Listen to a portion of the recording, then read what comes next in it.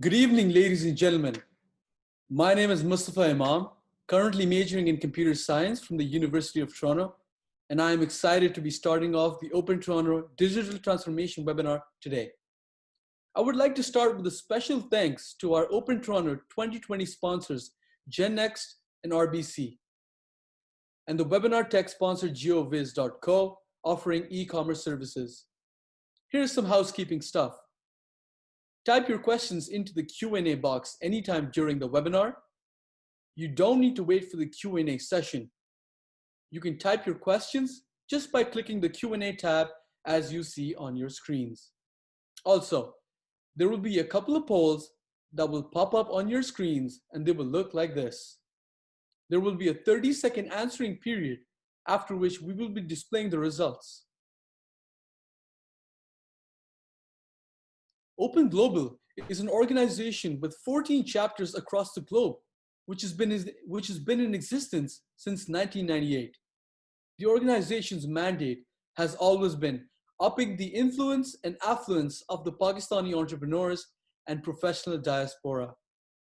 Open Toronto holds a series of events based on general topics, business networking and webinars, and digital transformation. And today's webinar is the next contribution to the digital transformation series focusing on the energy sector. Salik Malik is the current president of Open Toronto. And on your screens right now are listed the current executive team and the board members. Now, I would like to pass on to the Open Toronto Digital Transformation Lead, Nadeem Hashmi.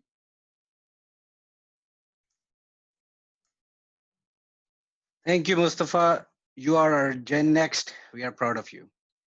Good evening or good afternoon, everyone, depending on your time zones. We are all passing through the experience of our daily lives transformed with Uber, WhatsApp, Amazon, Shopify, and other apps. Businesses are no different. The transformation is fast. And as CEO of Cisco said, that 50% of the Fortune 500 will disappear or replaced. But the new companies in the next 5 years.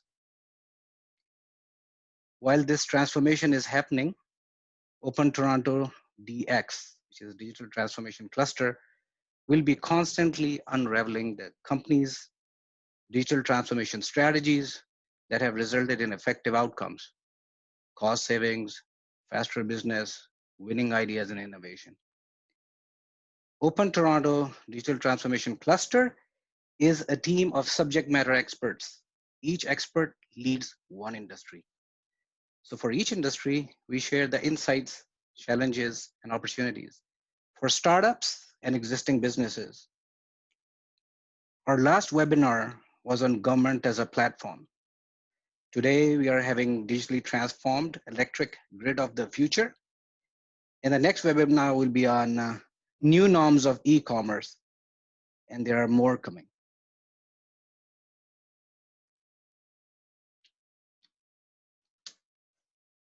My name is Nadeem Hashmi. I'm director at Open Toronto and also the head of Digital Transformation Cluster. We have 4 industry leads. Lead for government is Josiah Ali, Director of Innovation and Technology, Government of Ontario. Lead for energy is Faisal Qazi, CEO and President, Siemens Limited, Canada. Lead for supply chain is Khalid Nazim, Supply and Chain Management Leader, Honeywell, Canada. And lead for e-commerce is Nadeem, myself, co-founder, Candela RMS, and GeoViz, an Amazon and Shopify partner. Next, I would like to share a quick introduction of Mr. Qazi. Faisal Qazi is the president and CEO of Siemens Canada. Mr. Qazi is responsible for leading the overall strategic management, direction, and leadership of Siemens activities in Canada. In addition to his role as president and CEO, Mr. Qazi is responsible for the leadership of the smart infrastructure business, and he serves as a board member of multiple Siemens affiliates in Canada. Mr. Qazi joined Siemens in 1990 and has worked in various areas of the Siemens energy, industry, IT, and infrastructure businesses in Germany, the Netherlands, Brazil, and the United States. In 2011, Mr. Qazi joined Siemens Canada as the regional and sales head of the transformers business in North and South America. Mr. Kazi also led the head of the Siemens Transmission Division for North America. Mr. Kazi is a member of the Business Council of Canada and Board of Director, Toronto Board of Trade, and Canadian German Chamber of Industry and Commerce. Mr. Kazi has a bachelor's degree in electrical engineering and a master's in business administration. Mr. Kazi is a passionate champion of Siemens Canada corporate social responsibility programs, including the annual fundraising campaign for Cystic Fibrosis Canada. He lives in Oakville, where he enjoys spending time with his wife and three children. And now, without any further ado, I'd like to welcome Mr. Kazi. Over to you, Mr. Kazi. Thank you very much, Nadeem, for your kind introduction. And I'd like to welcome everyone who's joining online today. So before I go ahead, I'd like to take this opportunity to introduce my company, Siemens. For those who don't know Siemens, so Siemens is one of the largest engineering companies, and we provide solutions in the fields of electrification, automation, and digitalization in almost all the critical infrastructure segments. We have a revenue of about 86 billion per year. We employ 385,000 people in 190 countries across the world. The thing which we are really proud of is our innovation, our focus on innovation, because we believe that our company has survived for 172 years because we are always reinventing ourselves and the world. So as you see on the screen, we invest about 5.7 billion euros every year on research and development. And what that does is, on an average, we have about 7,000 inventions per year. So that is about 33 inventions per working day. So just today, Siemens engineers around the world invented 33 new things. And I must say we are very proud of that fact. So as far as Canada is concerned, we've been here for more than 100 years. The company was formed in 1912, and we have 46 locations coast to coast. We have about 10 factories, and Siemens in Canada, together with its affiliates, employ about 5,000 people. So before we jump into this topic, the future of the grid, I'd like to ask you all a question.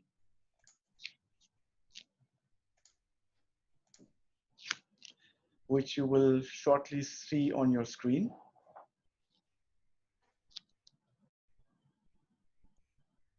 So how much of the global energy generation do you think is renewable today? And when I say renewable, I mean, hydropower, wind, and solar. So please click the answer, and I'd like to see what you think. We'll have about 30 seconds to answer.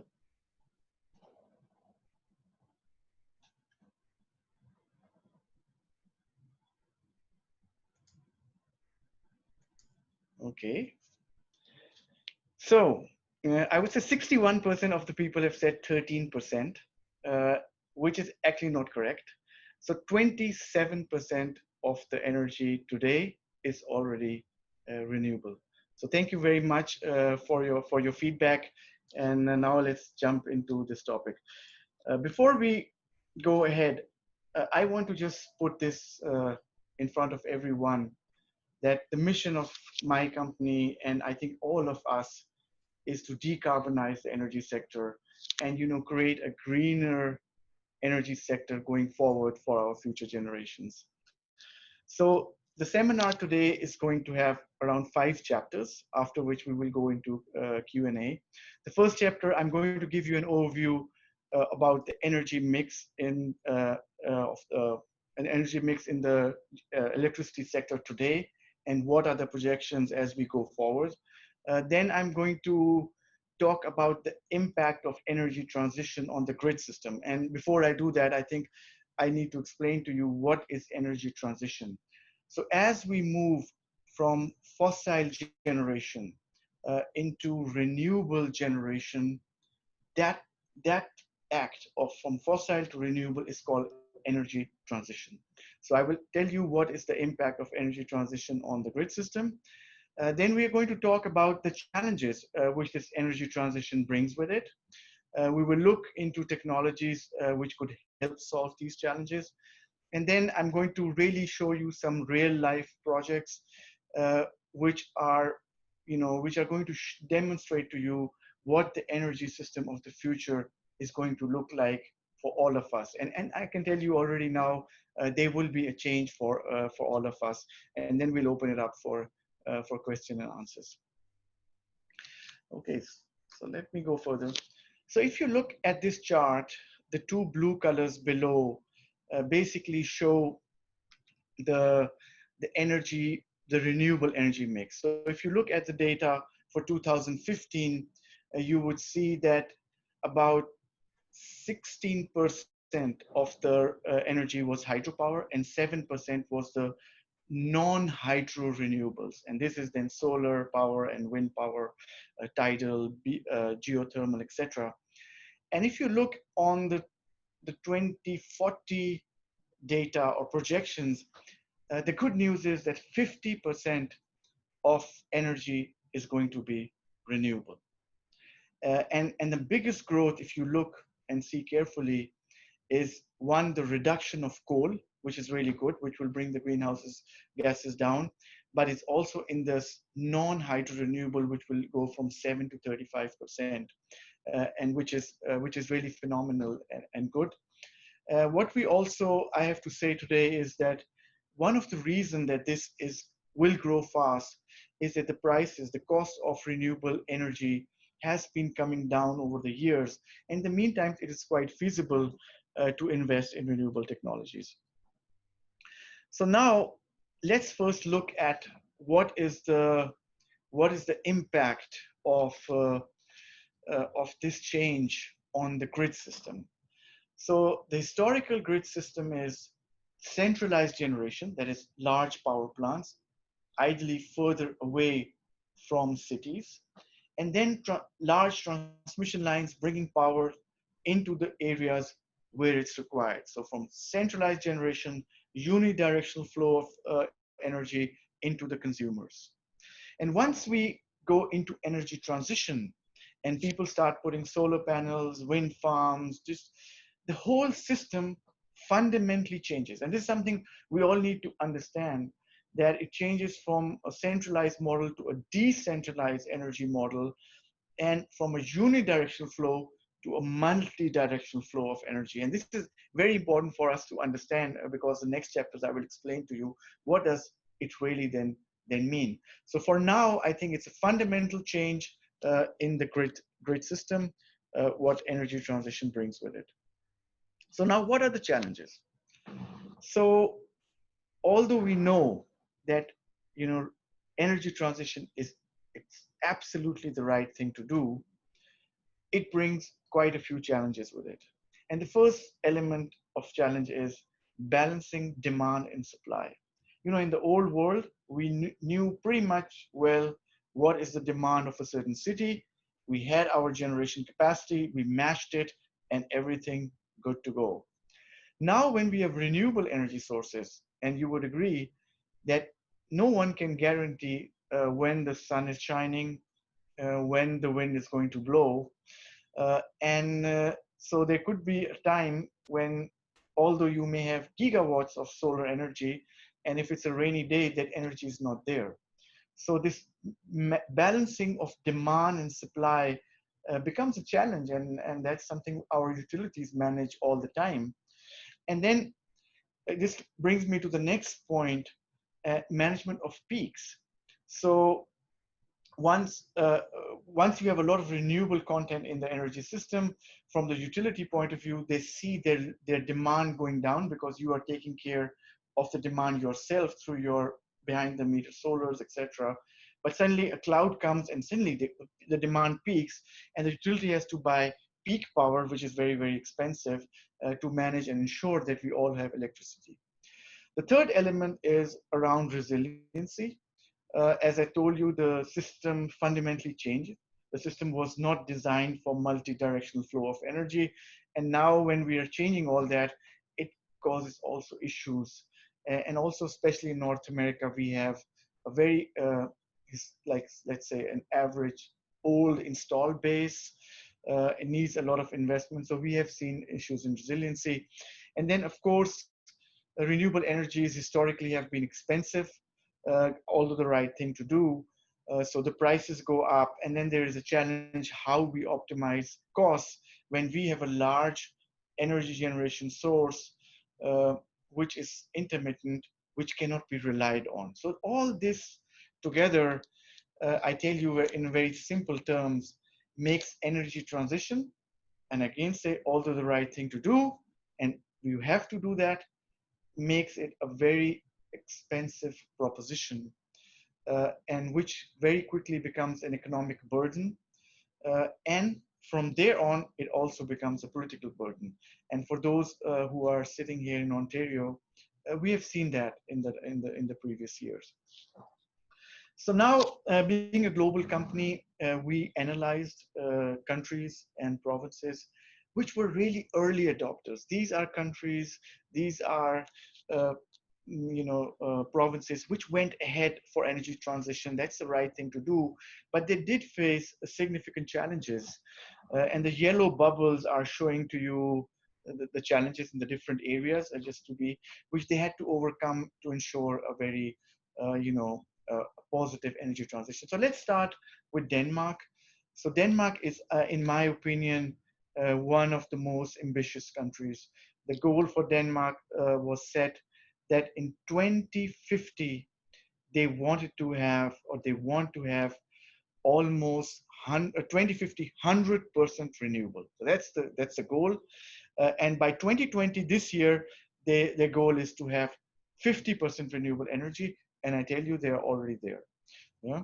So, but what it did was the electricity rates are the highest in Europe, if not in the world. It's 40 kilo euro cents per kilowatt hour. That's huge. And if you compare with what we have in Ontario or in Canadian provinces, it's like much, much more. But there has been a political will, and they can maintain the system reliability. There were no standard assets. The emissions are going down. And one of the reasons they are successful was, especially as it comes to system reliability, is they are very well interconnected with their neighboring countries. Yeah, and this is why even if they have solar and wind is not uh, like there the way they want it to have, or sun is not shining, they have the ability to get power from the grid of their neighboring country. So this has been quite successful. Germany, I will come to it separately.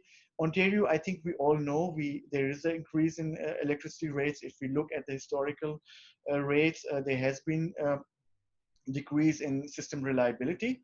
On the other hand, we also must be very happy that there is no coal in Ontario, and the sky is blue, and the emissions have gone down. So we have a very renewable province, which has some price, which we which we need to also understand. California, similar. Nevada, I think they manage pretty well. There's a lot of sun there. There, I'd like to just point out an element of, they started in with the feed-in tariffs, which were quite attractive for people like you and me to put solar panels. But then they realized that, more and more people are going off the grid or behind the grid. So somebody had to cover the cost of the utility to maintain the network. So they put a fixed surcharge, which suddenly changed the business model for people like us who were relying on their own generation. And there was issue to manage that. There was a danger that their assets could be stranded or wouldn't make any business sense. So cut the story short, quite a lot of challenges which energy transition brings with it. I want to show you the example of Germany, and on the left side, you also see the electricity rates. The leader, Denmark, 40, almost 40. So Germany also going more than 35. So electricity prices go up. And this is not an easy task because it becomes an economic burden. The industry is not happy. Um, uh, Germany unfortunately saw also even a rise in CO2 emissions. And that has nothing to do with their energy transition. Actually, they have been leaders. They have more than 35% of the energy is renewable. That has to do with the fact that they do two things together: energy transition and reduction of nuclear power. And nuclear power is like, there's no greenhouse gases. It has other maybe elements. So that combined made it feasible to run coal-fired power plants. And also there were stranded assets. So it did not, with the incentives towards the solar, it did not make sense for somebody to run a gas-fired power plant. And then you see on the right side the dynamics when the sun is shining and the wind is blowing, that even energy prices went in negative. And we have just recently seen that, I think in my knowledge, the first time also in Alberta, that the pool prices went to zero. So basically, if you are an investor of a power plant, uh, and then you have to sell energy at zero prices or even have to pay other people to buy, it becomes a burden. And so bottom line is, the energy transition has challenges. It's expensive. It becomes a burden. And due to these reasons, there is a danger, and this is what we're seeing, that energy transition is stalling more and more because it becomes political. More and more provinces and more countries, there is a lobby which says, no, or I don't need energy transition. It's fine. It's too expensive. We cannot afford it. And that is exactly the problem we are trying to solve. That is exactly the problem, because we want energy transition, but we want it to be a positive business case for everybody. So it should not make electricity expensive, and that is the question we have been contemplating with. And I'll show you what the answer could be. So there are a lot of trends. I won't go into the details because of time. So one of the trend I already told you is distributed energy generation, because it started small power plants in different areas. Even you can put a small solar plant or a micro wind turbine at home. There is storage, there are microgrids, we have the electric vehicles are going to come in. And this is like an effect, a cartwheel kind of effect, that the more distributed you go, the more digital you need to be. Because if you have distributed energy systems, you need smart meters, because it's not only you are buying from the utility, you're also selling. So you need to get smarter. And digitalization actually is going to make sure that we are going to have economically beneficial energy transition. And as you may have heard, that the World Economic Forum estimates that $100 trillion of value would be unlocked through digitalization. And this is one area, the energy sector is one area where we will be able to unlock digitalization. So now I want to come to the answer. So how do we solve these challenges? How do I solve this? And I will keep it simple. The answer is optimize the overall system, get transparency in everything, optimize the overall system, and introduce new business models. And I know a lot of you may also not be technically, part of utilities of engineering companies. So I'm going to give you a layman's example for you to understand what it means. So if you consider what the company Tesla has been promoting, or Elon Musk, is basically saying, you buy a power pack or a battery pack. You can put a battery pack in your home, so it's like storage of energy. You put solar panels on the roof, and you can be kind of on your own. You can be, generating your electricity through solar if you live in an area like Nevada. And you store it in the morning, or when you're not using it in the evening, you can use it. So you're kind of off the grid. But we all know nobody wants to cut, the link to the grid.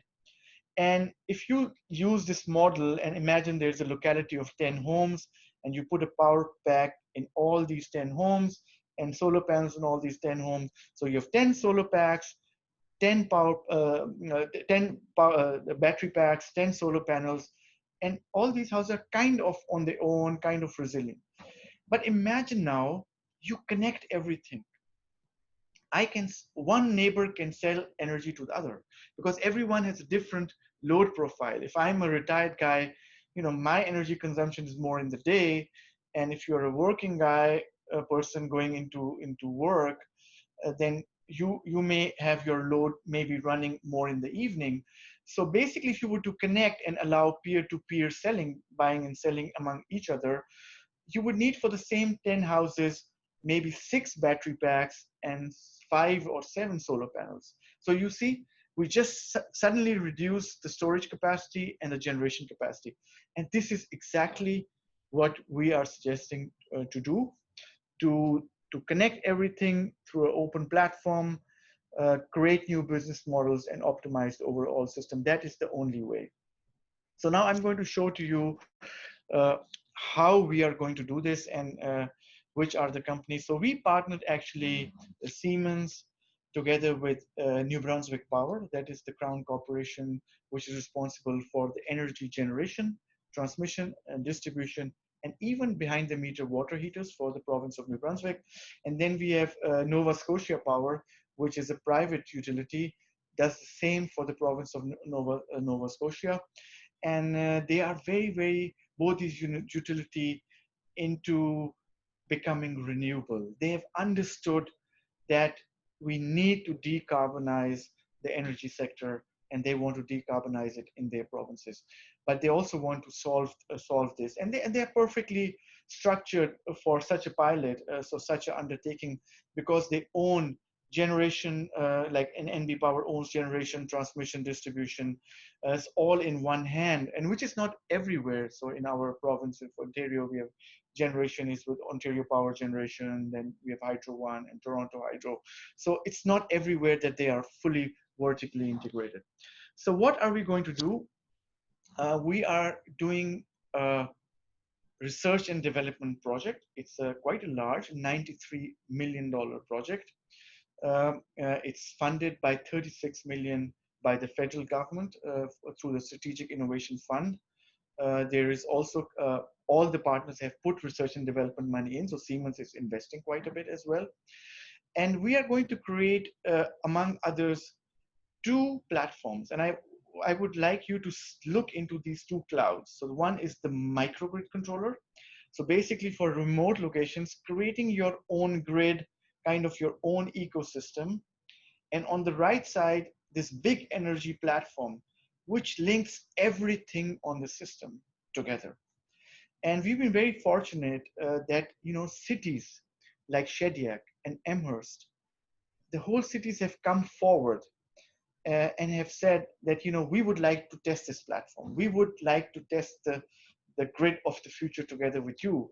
And we have a new community coming up where we, in the Greater Moncton area, a developer, where we will test these technologies. And then we are also working for a microgrid on a First Nation community. So what makes this project extremely special is that this is nothing being tested in a lab. This grid system of the future is going to be tested on real cities and real applications. So now I come, I would like to bring your focus to the cloud on the right side, which is basically the heart of the future of the grid. It's the energy system platform, like kind of a cloud marketplace. And if you see in this, where we are going, the future has, large rooftop solar, wind parks.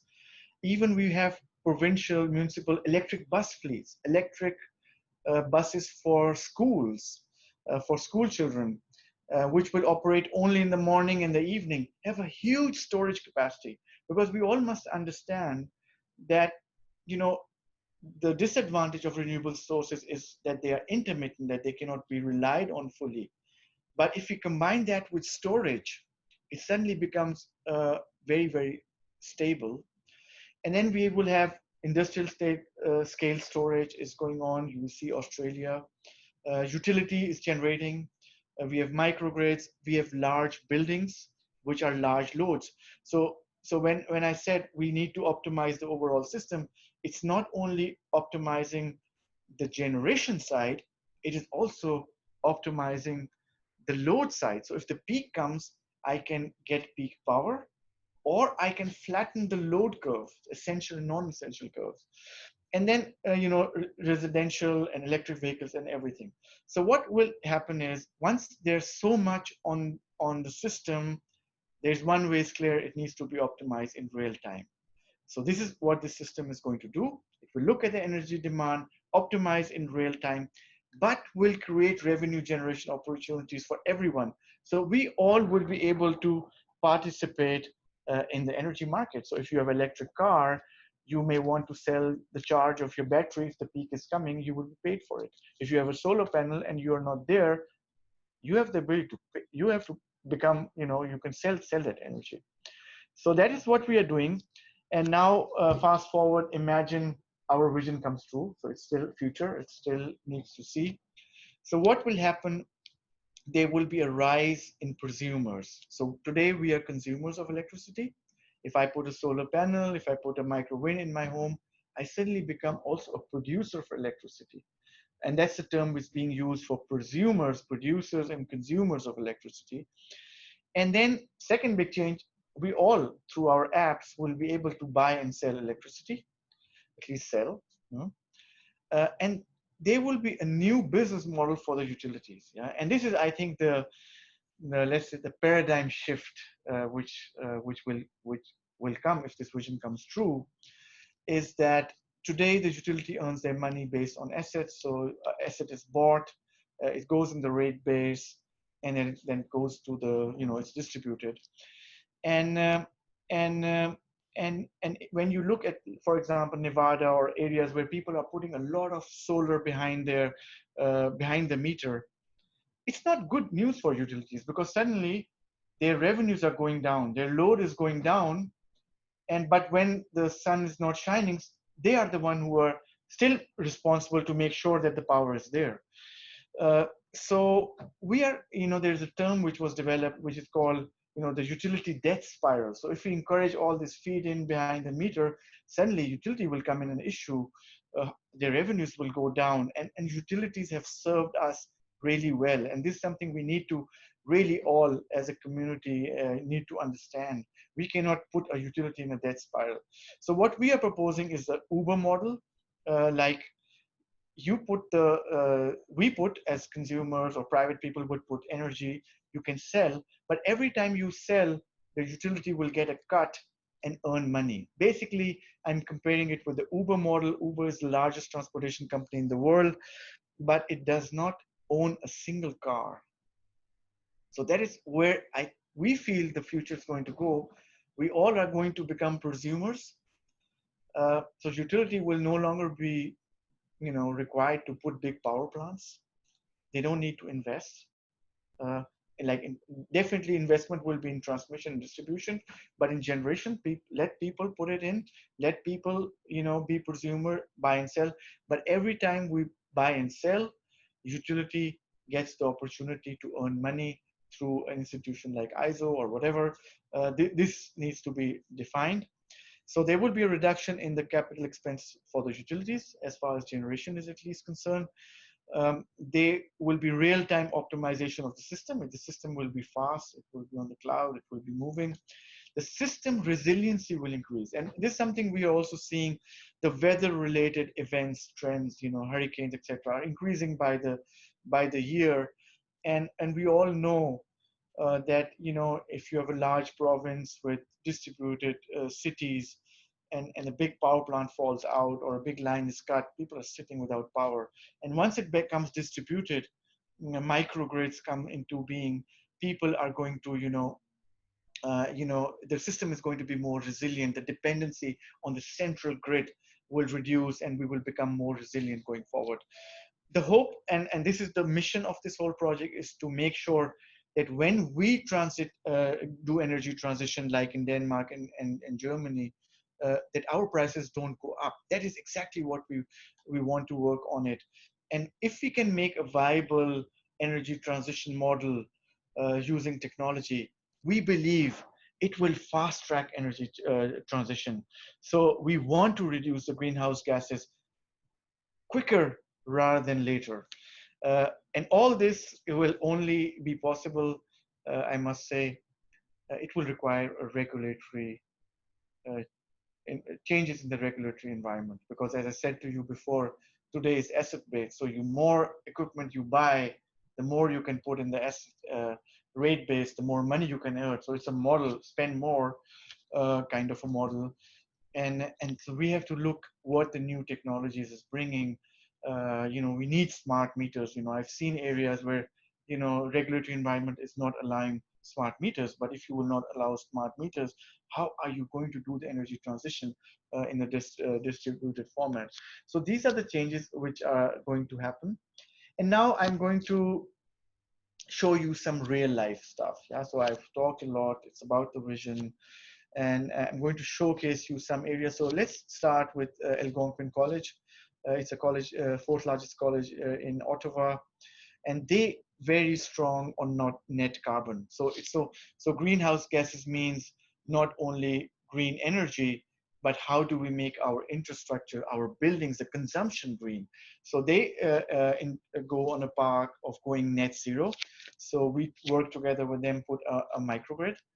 And I'll let you, we'll show you a video where you will hear the ex-president of Algonquin College talking about her experiences, what the microgrid platform did for her. Before we do that, we'd like to ask you a question. And the question is, what do you think Algonquin College saved on energy costs using a microgrid solution? And please answer this question to see. Would like to hear from you what they have saved annually on cost. They have many other savings as well, other positive impacts. But let's see what you feel and be realistic on that.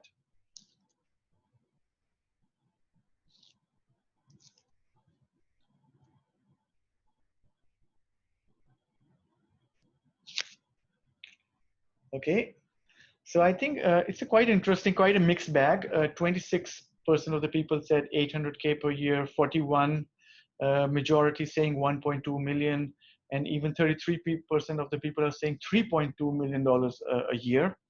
And now we're going to show you that video, and the answer is in the video. So please listen and watch it carefully.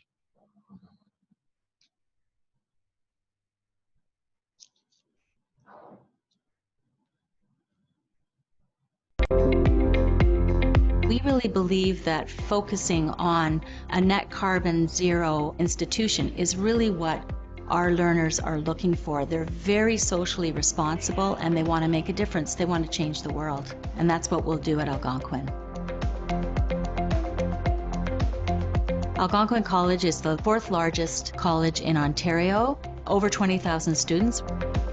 At Algonquin, we talk about how can we become more sustainable? How can we drive toward a net zero carbon footprint? The work that we've done is just absolutely ripe with innovation and ingenuity. We came up with a groundbreaking project.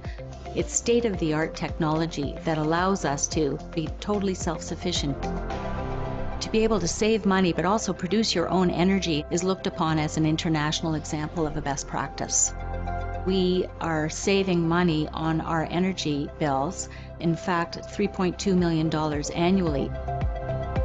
Our main client in a college is, of course, our students. At Algonquin, we say we are learner-driven.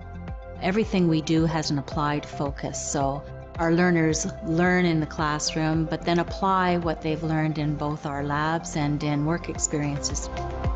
They're not just learning about it in the classroom, they're actually doing it, and that's what prepares them for the future.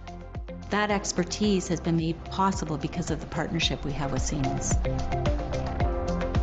I see this partnership with Siemens as being one that's going to be long-standing because it's built on such principles of really affecting and influencing the sustainability movement in Canada and around the world.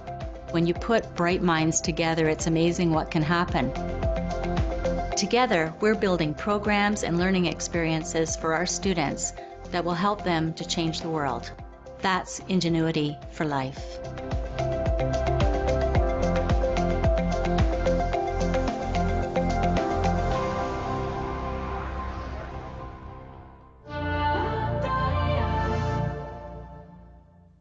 very good. Yeah, so you got the answer there. It's $3.2 million a year, which is quite significant. So we'll just jump into the next video, and this is about New Brunswick Power, where we are doing the 150 smart grid initiatives. And I'd like you to hear from the utility themselves how they perceive this program as. So let's look into this video.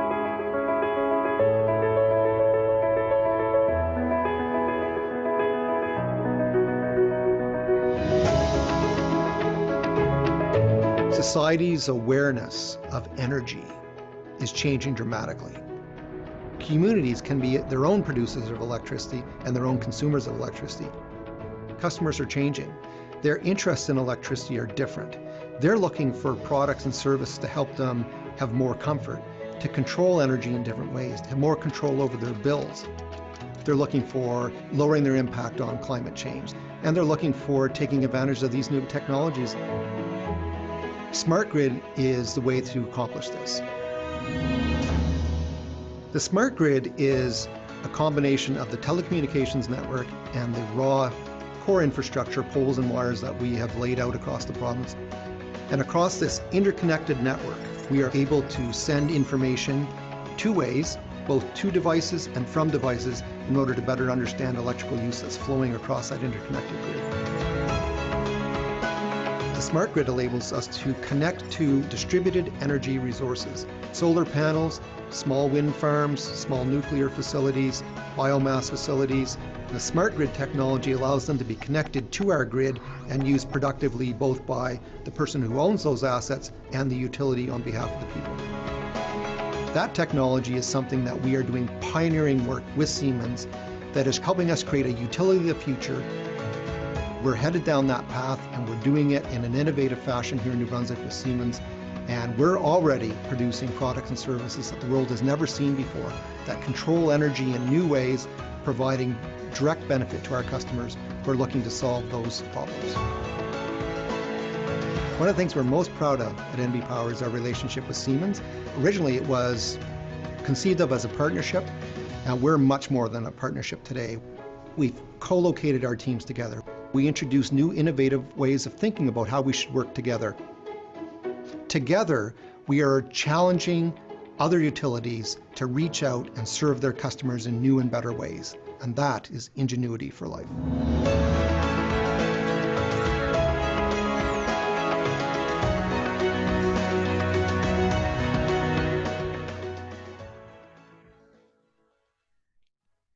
So I think we are almost coming to the end of the webinar. All I'd like to say, the final comment will be basically, I'm quite proud that we are creating the grid of the future in Canada as a Canadian, and we are going to facilitate, basically the goal is to facilitate energy transition and to have a greener future for our future generations. So just to wrap it up, I think we are a lot of entrepreneurs in the session, and I'd like to just very briefly say, and then we open up to questions and answers, is what are the opportunities for entrepreneurs? So I talked about the change in the revenue model for the utilities. I think there is opportunity around that. If you are a consumer and you own a business, you can become a prosumer. You can earn revenue from your own storage or from your own solar panels. You could maybe also earn from a vehicle to grid. There is element of demand response. So if you have loads in your company, you can subscribe them, and that's what we are also already piloting. And you can be paid for it. But the only thing is, when the peak will come, these loads will be switched off. And as it's a digital platform, there will be enough opportunity to create different apps, to do data analytics, to do AI, because the first thing is the transparency. Today, we don't even know what is behind the meter. So when this transparency will come, and when you link it with weather and other factors, there is a lot of things which can be optimized there. And in general, at last, we have to save energy prices, and as consumers, everybody will be able to manage their costs better. So now I would say we just go to the Q&A. I see there's a lot of questions, and I rather do questions than a presentation. So let's Nadeem, I ask you to maybe come up with the first question.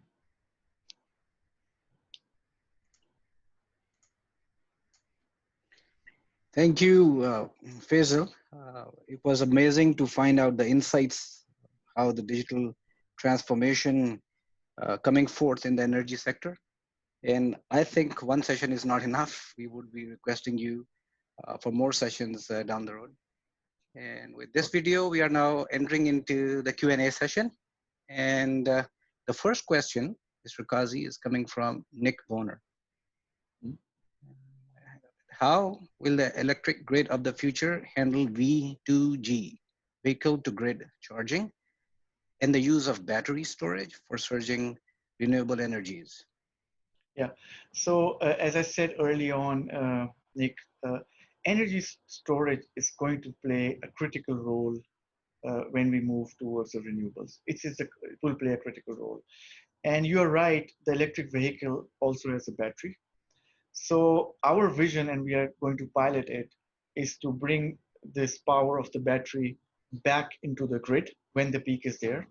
So I was just telling someone that, you know, you go on a vacation, your car is parked on your app, you can say, I want to sell energy. You come back and your car has earned you some dollars already. The only challenge we have to say, it's a journey again. Today, a lot of car manufacturers are not allowing charging back into the grid.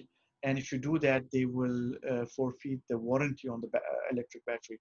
But we also have now car manufacturers which have come publicly forward and said, you know, you can charge the car or you can charge back.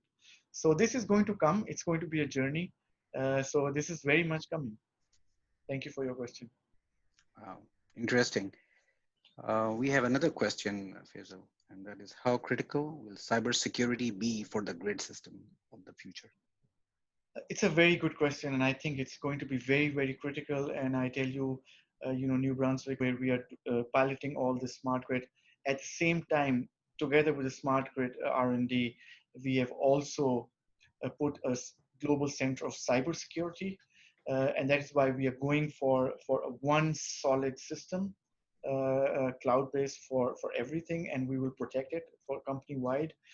So this is a topic, and I think this is a is a challenge. I think we are nobody can say can be 100% sure, but I think we have all the tools. We are part of Charter of Trust. We have self-imposed elements on ourselves to make sure that we are cyber secure. You are as secure as your weakest link. But we also, on the other hand, we do now banking using our phones. Yeah. So I think we also rely on that. So it's going to be something similar.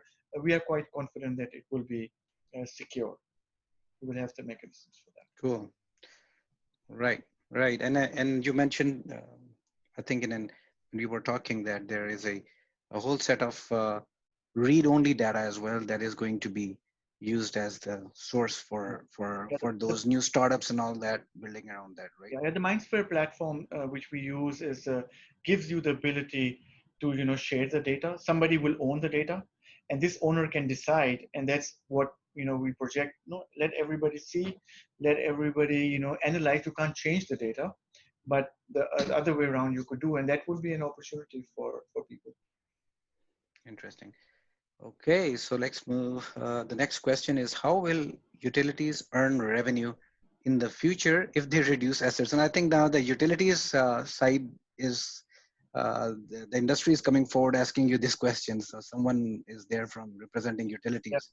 Yeah, I mean, I already said, and that is, I think, also very near to my heart. I've worked with utilities across the world, in US, in Canada, and I again say, please do an amazing job. And sometimes I feel people are complaining about energy rates, and say, come on, guys, it's what they are doing for us.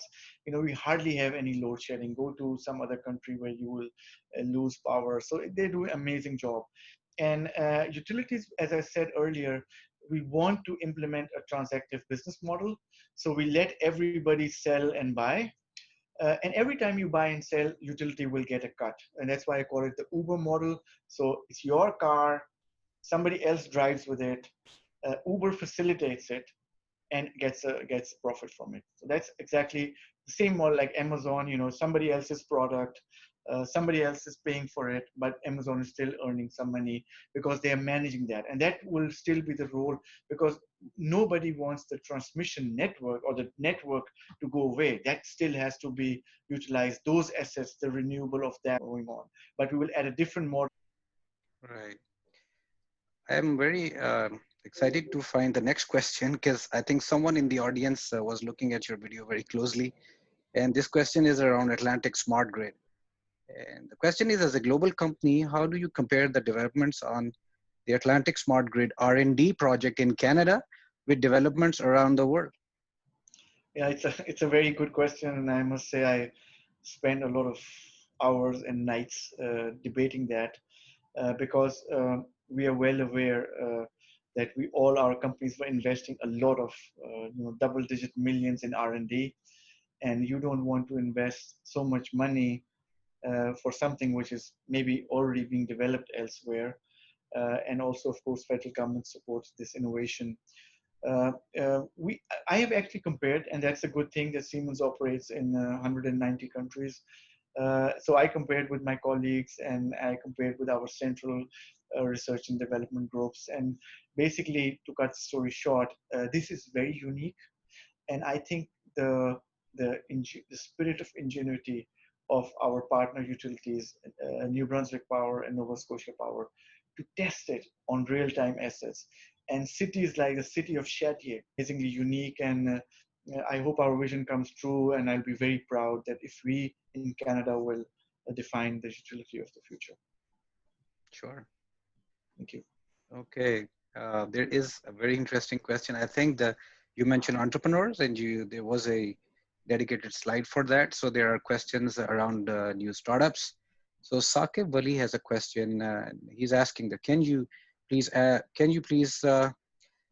share from Siemens side what sort of support Siemens provides for startups to work on these projects? Like you mentioned some startup ideas and all that, but the question is coming around: is there any support from Siemens? Yeah.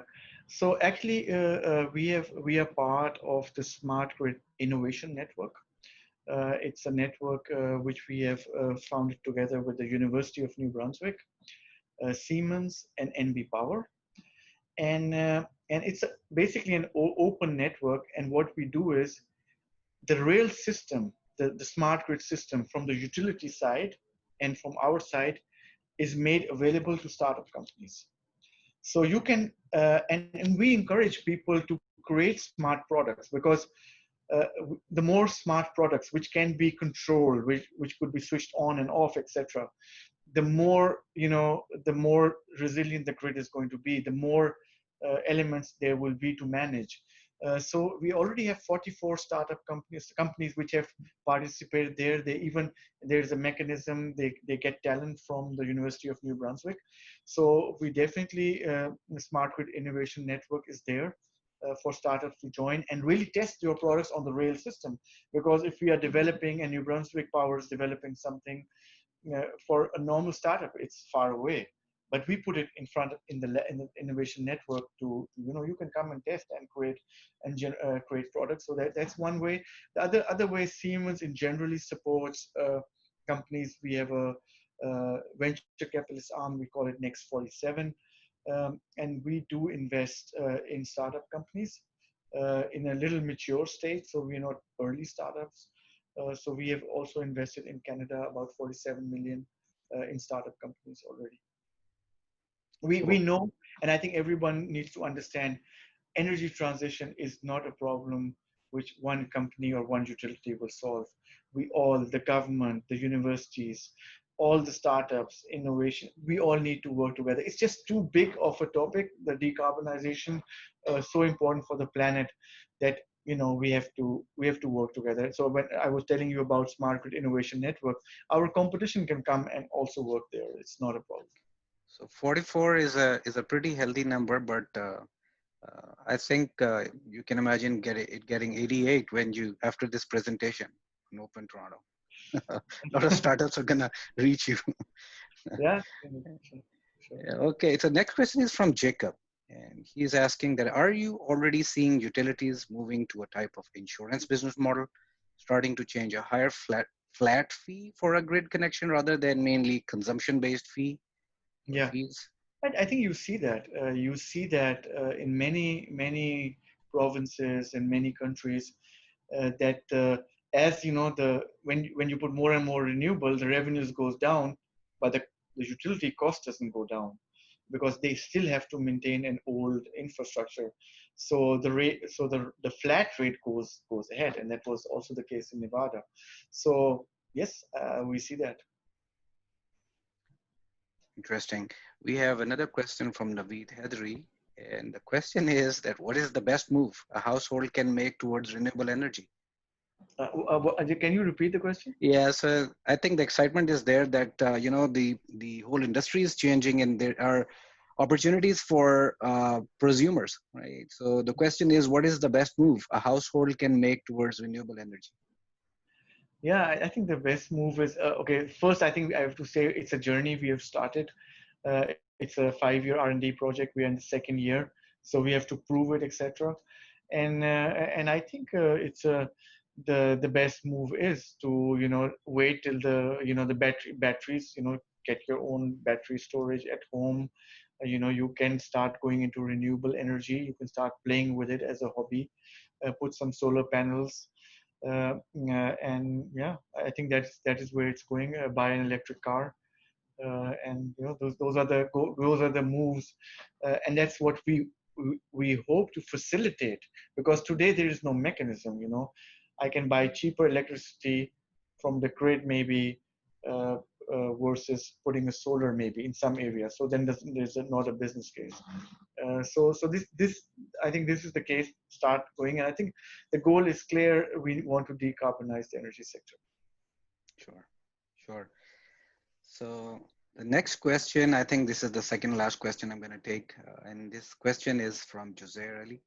And the question is that in Uberization of energy producers and consumers, which entity, in your opinion, would be responsible for providing the energy distribution and transmission infrastructure and system reliability? It's a very good question, Jose, my friend. It's a good question, and I think there are organizations like ISO who already look and manage these things. So this is something which needs to be worked out. So it will be just a different business model. They have the regulator with them already. So it's a different way of doing. So it's not like now somebody else is going to provide it. They will be. That's why I said there's a lot of work on the regulatory environment, because you want to put stable elements on the grid. So you have to have a certain power quality to come on the grid, etc., etc.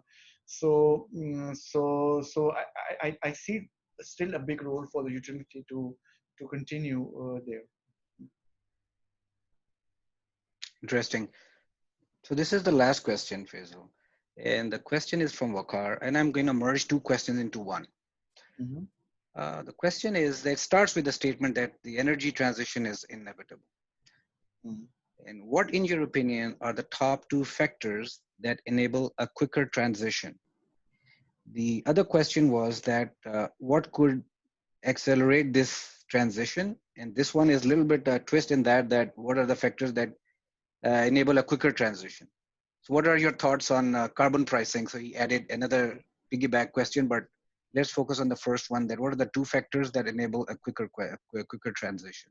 I think the very important factor would be the energy prices, because you see also in our province we have a global adjustment for people who are in the industry, and if you're part of the peak, it can be very expensive. So one of the factors would be if we are able to manage the peak in a different way.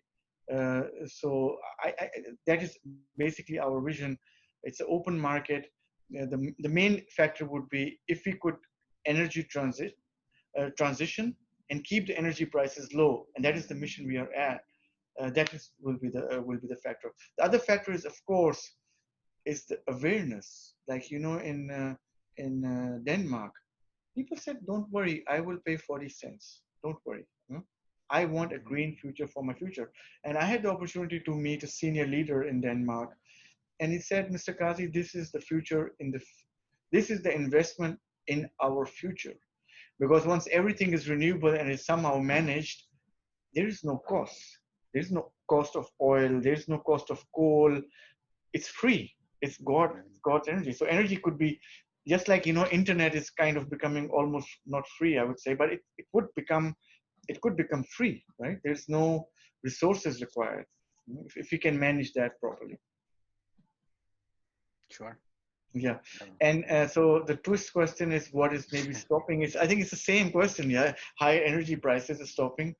But I do feel that our next generation, the will to decarbonize is very high. And, we came into this COVID, but if you go just pre-COVID, the movement, the Greta movement, which was coming, our young generation is willing to pay more but of course the industry gets concerned because, our industry also has to compete with industry elsewhere. So if the electricity prices go up, then it's a factor in your production costs.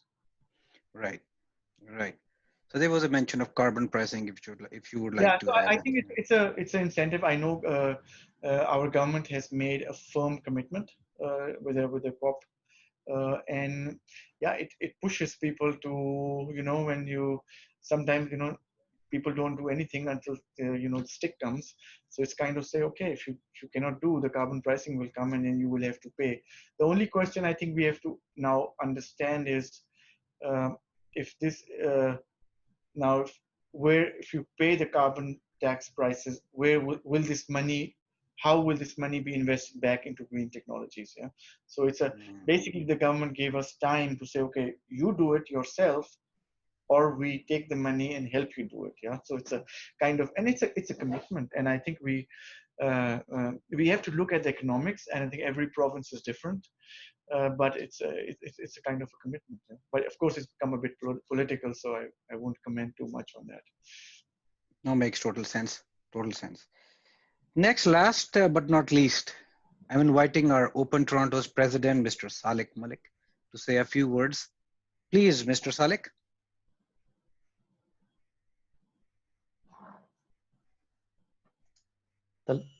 Salams and good day, everyone. My name is Salik Suleiman Malik, and I am the president of Open Toronto. For today's event, it was amazing. I would really like to thank Faisal Kazi for giving so generously of his time, and his team members, Amira Saeed and Shiraz Barucha from Siemens, Canada. I would also like to thank Open Toronto's Digital Transformation Cluster Lead, Nadeem Hashmi, as well as the other members, Juzair Ali, Faisal Kazi, and Khalid Nazim. A special thanks is due for today's webinar tech sponsor, GeoWiz.co, who specialize in offering e-commerce services and helping companies sell online. And finally, I would like to thank you, the audience, for your enthusiastic preparation and participation. Unfortunately, we could not answer all the questions because of time constraints. At Open Toronto, we hope to continue offering you inspiring and educational webinars.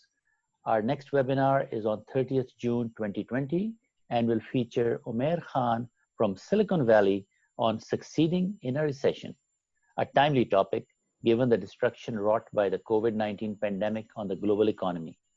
You can find out more about Open Toronto and our upcoming events on our website, opentoronto.org. On behalf of Open Toronto, thank you all, and we look forward to seeing you again. And in the meanwhile, please stay safe and stay well and happy.